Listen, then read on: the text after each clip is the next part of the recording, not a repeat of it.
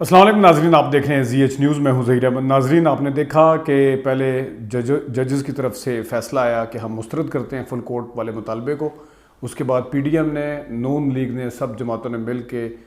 عدالت کی پروسیڈنگ کا اور عدالت میں جانے کا ہی بائیک آؤٹ کر دیا کہ ہم مانتے ہی نہیں، اس بینچ کے سامنے ہم نہیں جائیں گے. یہ بائیک آؤٹ کیا ہے. اور اس کے فوراً بعد جو لا ایکسپرٹ ہیں ان کی طرف سے بھی تنقید ہوئی ہے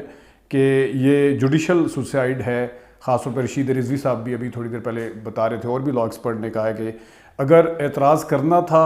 بینچ کے اوپر تو وہ پہلے کرنا تھا، کیونکہ آپ نے یہ کہا تھا کہ فل کورٹ کے آگے اگر ججز کے اوپر اعتراض تھا کہ یہ 3 ججز اس طرح ہیں، 3 اس طرح ہیں، تو وہ پہلے سے ہی کرنا چاہیے تھا. کچھ لا ایکسپرٹ اور کچھ اینکرز جو ہیں وہ قاضی فائزہ صاحب کے ایشو کو بھی اس میں مثال بنا کے پیش کر رہے تھے کہ جس وقت انہوں نے ججز کے اوپر یا کسی چیز کے اوپر اعتراض کیا تھا تو وہ پہلے سے ہی کیا تھا. تو یہ نہیں ہو سکتا کہ مقدمہ ایک دفعہ آپ سننا شروع کر دیں یا پیٹیشن ہو جائے. تو اس میں یہ جوڈیشل سوسائڈ کا ورڈ یوز کیا ہے باقاعدہ کہ ان کی طرف سے یہ ہوگا. ججز کے اوپر تنقید ہے جو وہ جاری ہے، کیونکہ پہلے دن سے رائٹنگ آن دا وال تھا کہ جتنے بھی لا ایکسپرٹ تھے، ایک دو کو چھوڑ کے، جتنے بھی بار کے پریزیڈنٹ تھے ایک دو کو چھوڑ کے، ایک آدھ کو چھوڑ کے، سب نے یہ کہا کہ جو اسپیکر کی رولنگ تھی ڈپٹی اسپیکر کی وہ غلط تھی. اور ایون کئی اینکرز نے، جو کہ اینکرز دوسری سائیڈ کے سمجھے جاتے ہیں جس میں حامد میر صاحب بھی شامل ہیں، انہوں نے بھی یہ کہا کہ اسپیکر صاحب کی جو رولنگ تھی وہ غیر آئینی کہہ سکتے ہیں، غلط کا ورڈ انہوں نے یوز کیا. اور انہوں نے بھی بلکہ آئینی جو ماہرین ہیں، لا ایکسپرٹ ہیں، جو ان کا حوالہ دیتے ہوئے کہا کہ میری جتنے لا ایکسپرٹ سے بات ہوئی ہے وہ انہوں نے یہی کہا کہ ڈپٹی اسپیکر کی جو رولنگ ہے وہ غلط ہے. اس میں 2-3 چیزیں ہیں. اس بائیک آؤٹ کے بعد جب عدالت کے سامنے بائیک آؤٹ کرنے کا ایشو آیا ہے، کیونکہ جس وقت عمران خان صاحب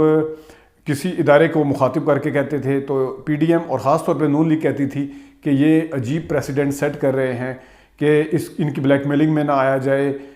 جو فیصلے ہیں وہ خود ججز نے کرنے ہیں یا اداروں نے فیصلے کرنے ہیں، بلیک میل ہو کے فیصلے نہیں کیے جاتے، نہ ہی کروائے جاتے ہیں، نہ ہی لانگ مارچ کے ذریعے، نہ ہی احتجاج کے ذریعے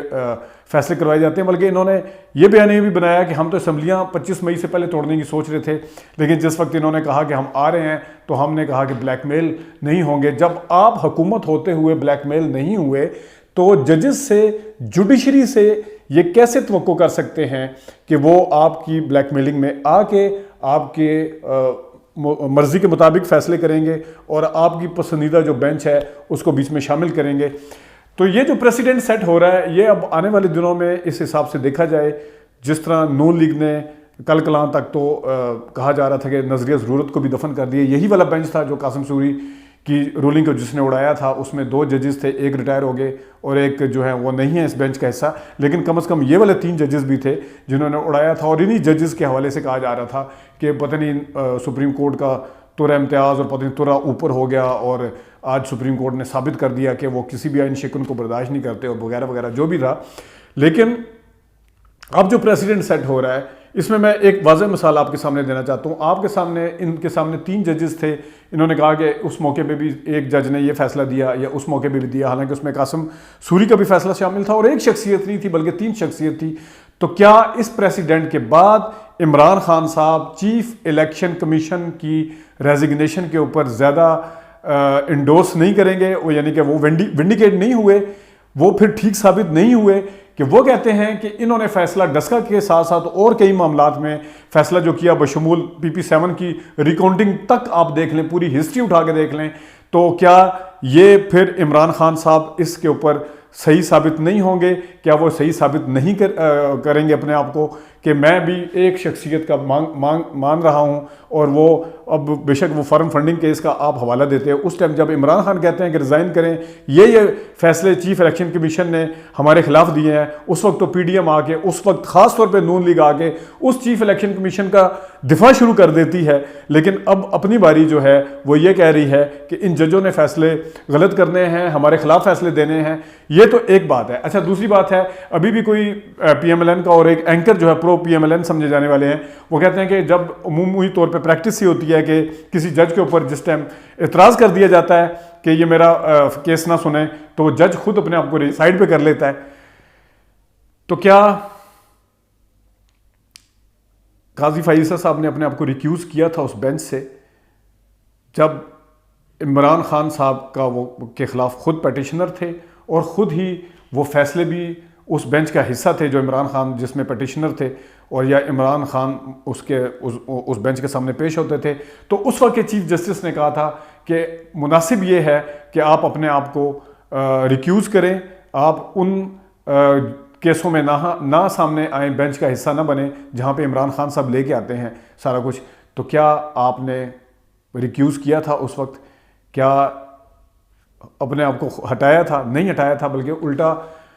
قاضی فائز عیسیٰ صاحب نے کہا تھا کہ ایسا کچھ نہیں ہوگا, یہ ریکارڈ کے اوپر پڑا ہوا ہے کہ ایسا کچھ نہیں ہوگا, کوئی اس طرح کی چیز نہیں ہے کہ یہ اس طرح ہوگا. حالانکہ یہی قاضی فائز عیسیٰ صاحب جس وقت خود نیچے کھڑے ہوئے تھے کٹہرے میں اور انہوں نے کہا تھا کہ یہ 2 ججز جو میرا فیصلہ بینچ کا حصہ ہے سننے کے لیے آئے ہیں, مجھے اگر میرے فیصلے کا کوئی اس طرح کا فیصلہ آتا ہے میرے کیس کا تو سیدھا فیصلہ ان کے حق میں اس لیے آئے گا کہ ان کو فائدہ ہوگا اس فیصلے کا, یعنی کنفلکٹ آف انٹرسٹ ہوگا. اس وجہ سے ان کو چاہیے کہ اپنے آپ کو ریکیوز کر لیں. اور ان ججز نے صرف اس مطالبے کے اوپر, دونوں نے, جسٹس طارق تھے اور ایک اور تھے, اپنے آپ کو ریکیوز کر لیا تھا اس کے یہ کہنے پہ. اب وہی والا جج جب خود اس طرح کی سچویشن کا سامنا کرتا ہے کہ جو سامنے والا کیس والا ہے یا پیٹیشنر ہے یا مدعی ہے, وہ کہتا ہے کہ میں اس جج کے اوپر یقین نہیں رکھتا, تو لیکن وہ جج اپنی ایک توجیحات دیتے ہیں, اس کے اوپر ریزننگ کرتے ہیں کہ نہیں ایسا کچھ نہیں ہوگا, لیکن خود ان ججوں کے سامنے جانے سے وہ انکاری ہوتے ہیں جن کے سامنے ان کے کیس لگے ہوئے ہوتے ہیں اور جن کے اوپر ڈاؤٹ ہوتا ہے کہ ان کو فائدہ ہوتا ہوا نظر آئے گا. اس وجہ سے یہ میرٹ پہ فیصلہ نہیں کریں گے, تو وہ ریکیوز کرنے کا معاملہ جو ہوتا ہے وہ وہاں پہ نہیں ہوتا.